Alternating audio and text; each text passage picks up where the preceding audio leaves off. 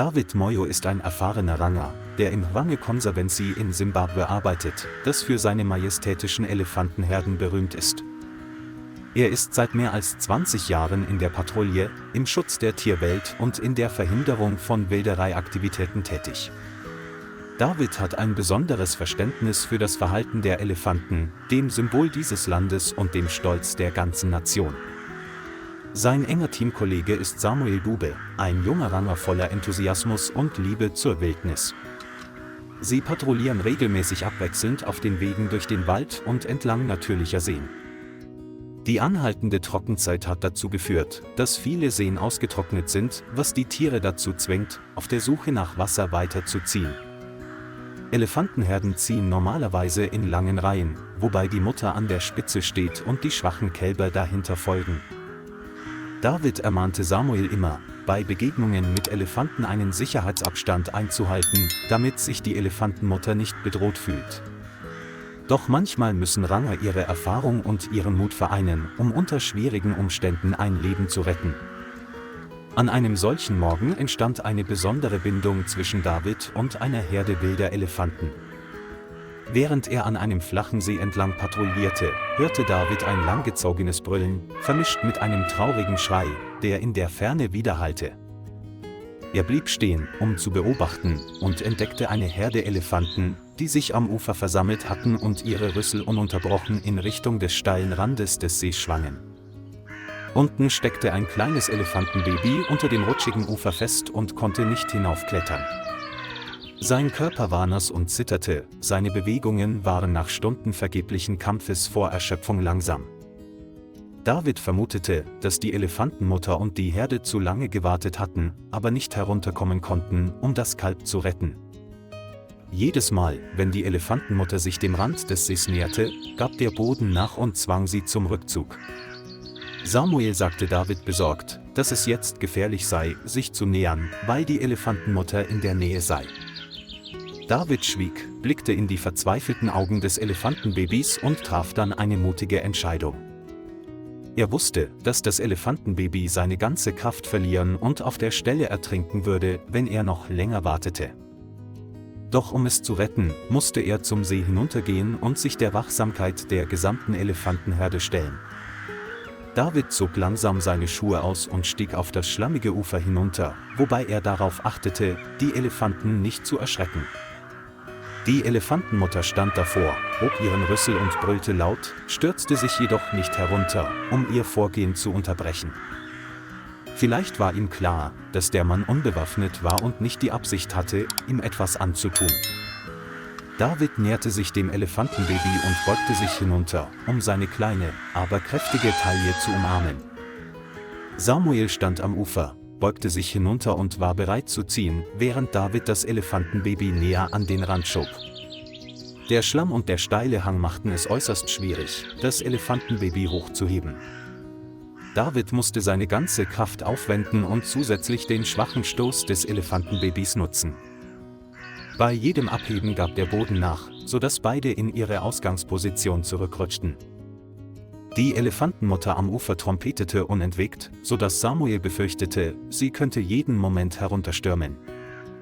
David war geduldig und hielt gelegentlich an, damit das Elefantenbaby Luft holen und sich beruhigen konnte. Schweiß und Schlamm vermischten sich und durchnässten Davids gesamten Körper nach nur wenigen Minuten des Kampfes. Mehrere große Elefanten näherten sich dem Rand des Ufers, standen in einer Reihe und beobachteten jede seiner Bewegungen.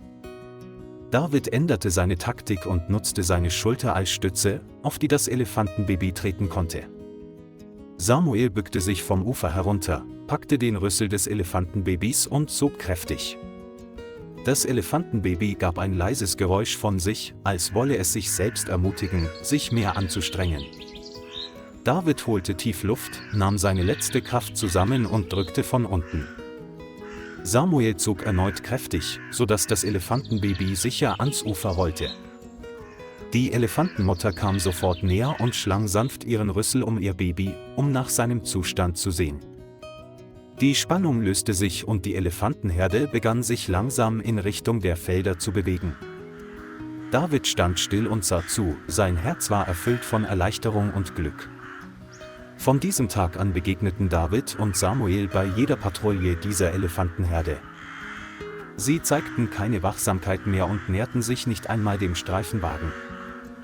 Das gerettete Elefantenbaby winkte stets mit seinem Rüssel, um David freundlich zu begrüßen. David bringt ihm oft ein paar Bündel reifer Bananen mit, um es zu füttern, wenn er es trifft.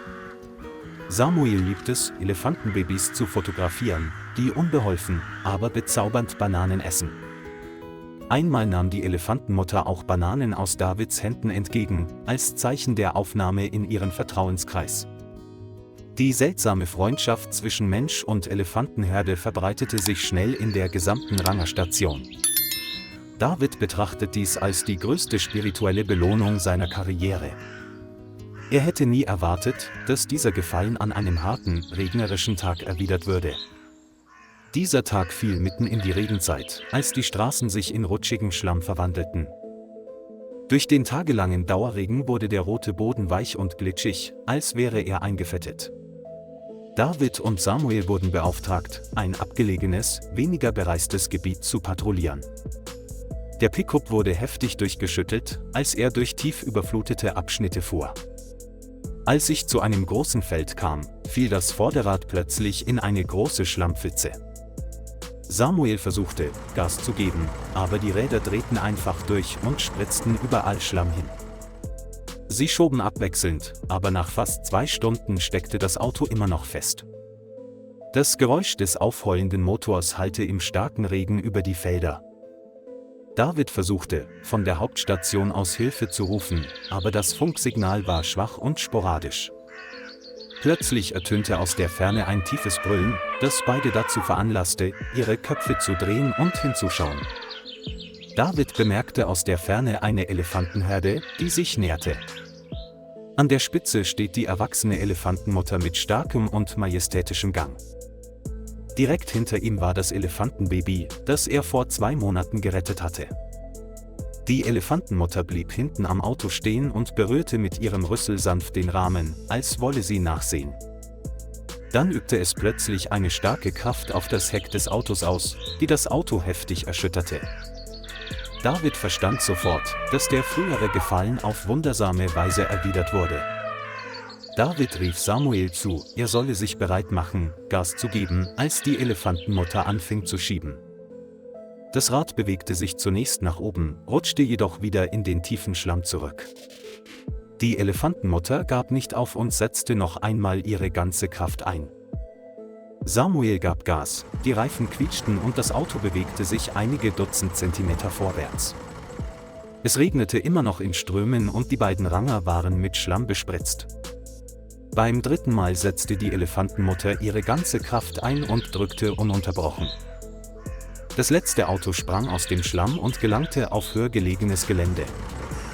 David und Samuel hielten das Auto an, stiegen aus und gingen im Regen auf die Elefantenherde zu.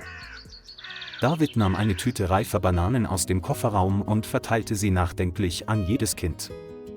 Das Elefantenbaby nahm die Banane aus Davids Hand, machte ein fröhliches Geräusch und schüttelte seinen Rüssel. Auch die Elefantenmutter nahm das Geschenk behutsam an und berührte mit ihrem Rüssel seine Schulter.